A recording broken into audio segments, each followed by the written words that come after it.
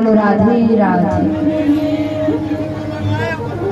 उत्तानपाद महाराज की बड़ी रानी का नाम था सुनीति, छोटी रानी का नाम था सुरुचि। सुनीति के एक बेटा हुआ जिनका नाम ध्रुव होता है, सुरुचि के एक बेटा हुआ जिसका नाम उत्तम होता है। सुनीति और सुरुचि सगी बहनें थी। एक दिन महाराज उत्तानपाद अपनी छोटी रानी के बेटे को गोद में खिला लाड चाव कर रहे थे। इतने में 5 साल का बेटा ध्रुव दौड़ कर के आता है। छोटे भाई को पिता की गोदी में देख ध्रुव का भी जी चाहने लगता है कि मैं भी अपने पिता की गोदी में बैठूं। किंतु ध्रुव जैसे ही अपने पिता की गोद में बैठने लगता है,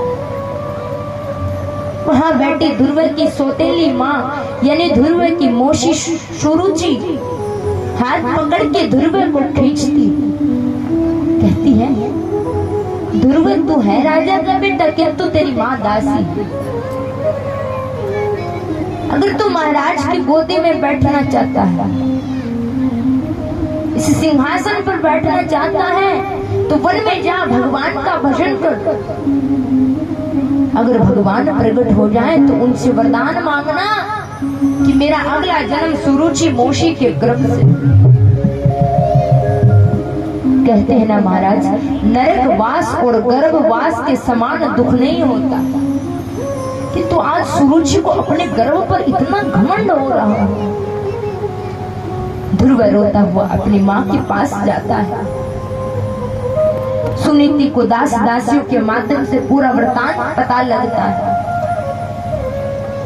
सुनीति को दुख होता है कि अगर महाराज मेरे बेटे को गोद में बिठा लेते तो क्या हो जाता। पर सुनीति कठोर हृदय करके कहती है बेटा, हमें किसी के बारे में बुरा नहीं सोचना चाहिए, क्योंकि जो दूसरे का बुरा सोचता है उसका खुद बुरा होता है। बेटा ध्रुव, तुम्हारी मौसी ने ठीक ही तो कहा। अब देखिए यहाँ सुनीति माता सोचती है कि भले ही मैं अपने बेटे को राजपाट ना दे पाऊं, धन दौलत ना दे पाऊं, किंतु मैं अपने बेटे को संस्कार दूंगी। और आज के दिन संसार में सबसे बड़ी कमी संस्कारों की है। आपको पता बच्चों, ध्रुव ने कितने वर्ष की उम्र में भगवान को पाल लिया था, पता है आपको? 5 साल। कितने उम्र में? और तुम देखो कितने बड़े बड़े हो, फिर भी तुम बदमाशी कर रहे हो।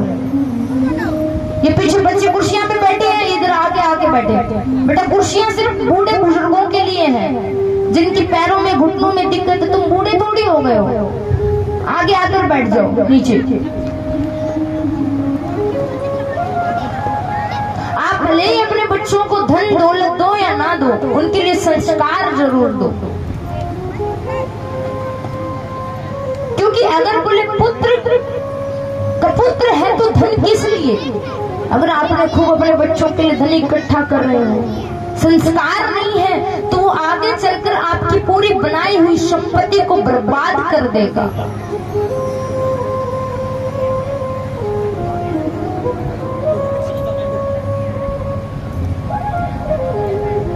आचार्य श्री मणि महाराज श्री जी के नेतृत्व में श्री बांके बिहारी जी का मंदिर बन रहा है, छोटा वृंदावन धाम कुलेरी अग्रोहा में। 9 तारीख को वहां पर श्री रामचरितमानस है। 10 तारीख को बांके बिहारी मंदिर का भूमि पूजन है। अगर हो सके तो आप सभी अवश्य इस पावन पुनीत कार्यक्रम में पधारना। बोलिए बांके बिहारी लाल की। छोटा वृंदावन आपके तो अग्रोहा में ही आ रहा है, तो बड़ी खुशी की बात है। आप सभी बिहारी जी का दर्शन करने जाना और समय से सभी पधारना। 10 तारीख को भूमि पूजन है, आखा तीज के दिन। बोलिए कृष्ण कन्हैया लाल की। जय हो। और देखिए महाराज जी, जो विवेकगिरी जी महाराज जी हैं, आए नवरात्रों में मुझे हिमाचल बुलाते हैं जी, इनका वहां पर भी आश्रम है। महाराज जी की बड़ी कृपा है, जोरदार ताली बजाए महाराज जी।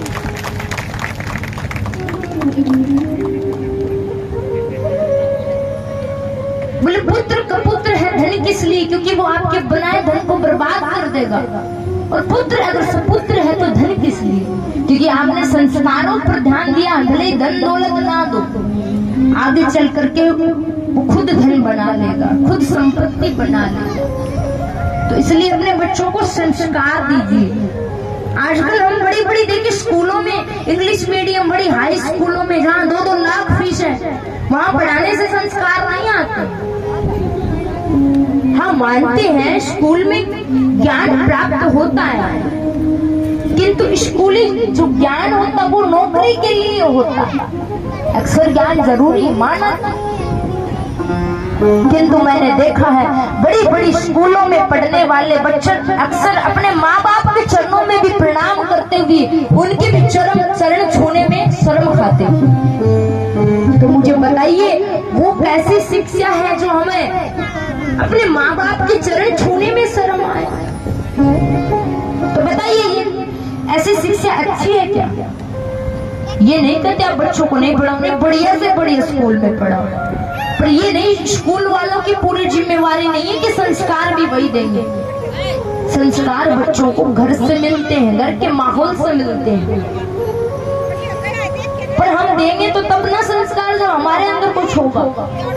क्योंकि अक्सर इंसान वही बांटता जो उसके पास होता है। या इतनी बड़ी बड़ी बातें कर रही है, छोटे बच्चों से मैं भला क्या कहते हैं?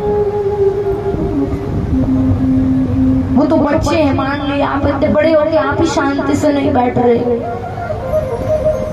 आपको पता नहीं कभी कभी क्या हो जाता, बटन एक बार चालू हो जाए तो बंद ही नहीं होता। बटन को थोड़ा बंद रखो, 3 बजे के बाद बटन चालू करना। बोलो राधे राधे। क्योंकि आप बोलते हो बीच में तो फिर कथा में आनंद नहीं आता। बोलिए कृष्ण कन्हैया लाल की। माता सुनीति ध्रुव से कहती, बेटा तू ऐसे राजगद्दी पर बैठना ही क्यों चाहता है? जहाँ कल तक तेरे पिता थे उससे पहले तुम्हारे दादा थे, आगे चलकर कोई और बैठ जाएगा। जा बेटा, भगवान तुम्हें ऐसी गोदी में बिठाएंगे, ऐसी गद्दी पे बिठाएंगे जहां से फिर तेरे को कोई उतार नहीं सकता। वन में जा, भगवान का भजन कर, उनका दर्शन कर। 5 साल का ध्रुव वन में भगवान के प्राप्ति के लिए चल देता। उधर भगवान को चिंता होती। नारद जी ध्रुव की पीछे बच्चियां बैठी है, चुप बैठ जाए बेटा, बड़ी अच्छी बच्ची हो तुम, बार बार ना कहना पड़े। क्योंकि बार बार कहूं तो इस लाइव जा रहा, आपको फिर कथा जो सुनेगा वो क्या सोचेगा, कैसे बनता है? बोलो राधे राधे। दूसरा ये जो कथा में बैठे, बेटा चप्पल उतार के बैठो, क्योंकि यहाँ कथा हो रही है तो यहाँ भगवान विराजमान, ये मंदिर के समान, इसलिए चप्पल जूते उतार के बैठो। नारद जी ध्रुव के पास आते हैं और ध्रुव से कहते हैं, अरे बेटा तुम्हें वन में शेर वगैरह खा जाएंगे, अपने घर जा। चल मैं तेरे पिता को समझा के उनसे तुम्हें आधा राज्य दिला देता हूँ। ध्रुव कहता हूँ आपके उपदेशों का मुझ पर कोई असर नहीं पड़ रहा, मुझे भगवान को पाना। नारद जी ने देख लिया कि चेला पक्का है, ध्रुव को भगवान नारायण का मंत्र देते हैं, कान में मंत्र फूंकते हैं, आशीर्वाद दिया और कहा बेटा जाओ, तुम यहाँ से मधुवन में जाओ। बालक ध्रुव मधुवन में जाते हैं, यमुना जी में स्नान करते हैं और ऐसी कठोर तपस्या करते हैं। 5 साल के ध्रुव इतनी कठोर तपस्या करते हैं कि पहले महीने में उन्होंने 3 दिन में ध्रुव जी एक बार केतु और और बेर खाते, फिर 3 दिन की समाधि लगाकर बैठ जाते। दूसरे महीने तपस्या और कठिन करी। 6 दिन में एक बार सूखे पत्ते और पानी पीते और 6 दिन की लंबी समाधि लगाते। तीसरे महीने तपस्या को और कठोर किया। तीसरे महीने नारद जी 9 दिन में मात्र एक बार पानी पीते, फिर 9 दिन की समाधि लगाते। चौथे महीने पानी पीना भी छोड़ दिया। 12 दिन में एक बार सांस लेते, फिर 12 दिन तक सांस को ऊपर चढ़ा लेते। 5वें महीने ध्रुव ने सांस लेना भी छोड़ दिया। जैसे ही ध्रुव ने सांस लेनी बंद करी, सभी देवताओं की सांस रुक गई। भगवान के पास गए।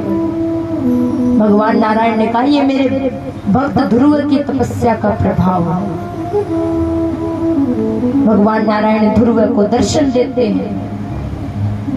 ध्रुव ने देखा सामने भगवान खड़े। अब उम्र तो 5 साल की है, समझ में नहीं आ रहा भगवान की कैसे स्तुति करूं, कैसे वंदना करूं। भगवान ने अपना शंख ध्रुव के गाल से लगाया, जिससे समस्त विद्याएं प्रकट होती। ध्रुव ने दिव्य स्तुति करी। भगवान ने ध्रुव को वरदान दिया कि जाओ बेटा 36,000 वर्षों तक राज्य करो। उसके बाद मैं तुझे वो ध्रुव पद देता हूँ जिसकी तारे और सप्त ऋषिगण परिक्रमा करते हैं, जो आज तक किसी को प्राप्त नहीं हुआ। ध्रुव घर की तरफ रवाना होता है। जैसे ही नगर के बाहर आया कि वही सौतेली मौसी जिसने ध्रुव का अपमान किया था, वही पिताजी, सब लोग रथ लेकर के ध्रुव के स्वागत के लिए आते हैं। कहते हैं ना, जहाँ पर कृपा राम की हुई, तहाँ पर कृपा करे सब कोई। इस पर भगवान की कुछ कृपा हो जाती है ना, फिर सब कृपा करने लगते हैं। और भगवान ही अगर रूठ जाए तो फिर जगत रूठ जाता है। महाराज बोलो राधे राधे, जोर से बोलो। और हम क्या करते हैं, हम जिंदगी पर भगवान को छोड़कर दुनिया को खुश करने की कोशिश करते हैं। दुनिया तो महाराज मेंढक जैसी है। मेंढक देखिए आपने, एक पालड़े में आप मेंढक बिठाओ, एक तरफ एक मेंढक, दूसरी तरफ एक, दोनों कभी नहीं बैठे रहेंगे। एक बैठेगा तो दूसरा फुदक जाएगा, दूसरा बैठेगा तो वो फुदक जाएगा। कहने का मतलब दुनिया में एक खुश होगा तो दूसरा नाराज, दूसरा खुश तो तीसरा नाराज। हम दुनिया को खुश करने की कोशिश करते हैं, किंतु जिसने दुनिया बनाई है, जगत बनाया, उस परमपिता परमात्मा को हम खुश करने की कोशिश नहीं करते। आप भगवान को खुश करिए, क्योंकि जब भगवान खुश हो गया, जगत का मालिक खुश हो गया, तो सब खुश। बोलो राधे राधे, प्रेम से बोलो। ध्रुव का उनके पिताजी स्वागत सत्कार करते हैं,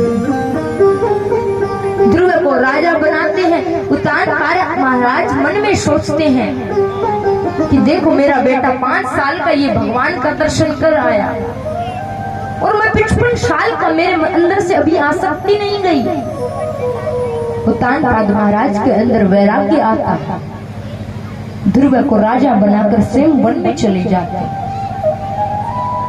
देखिए, पहले के राजा महाराज थे, वो भी एक समय बाद जब वृद्ध हो जाते थे सब कुछ छोड़ छाड़, मैंने पहले तो बच्चों के लिए क्या, और फिर पोता पोती जब हो जाते हैं तो लगता कि पोता पोती के लिए तो सब कुछ कर ही जाऊं बस। अब देख लीजिए, बेटा बेटी से ज्यादा पोता पोती दोती अच्छे लगते हैं। सच्ची बात है महाराज। ये नहीं कहते कि आप 50 के बाद या 60 के बाद या 70 के बाद घर छोड़ दीजिए, घर मत छोड़िए, घर में रहिए, किंतु भगवान का भजन करिए। कौन कौन चाहता है कि हमारा बुढ़ापा शांति से कटे? ऊपर हाथ उठाओ। तो कुछ सूत्र है, इन सूत्रों को याद रखिए। बुढ़ापे में अगर सलाह कोई मांगे तो सलाह दीजिए, वरना किसी को सलाह मत दीजिए, क्योंकि यहाँ पर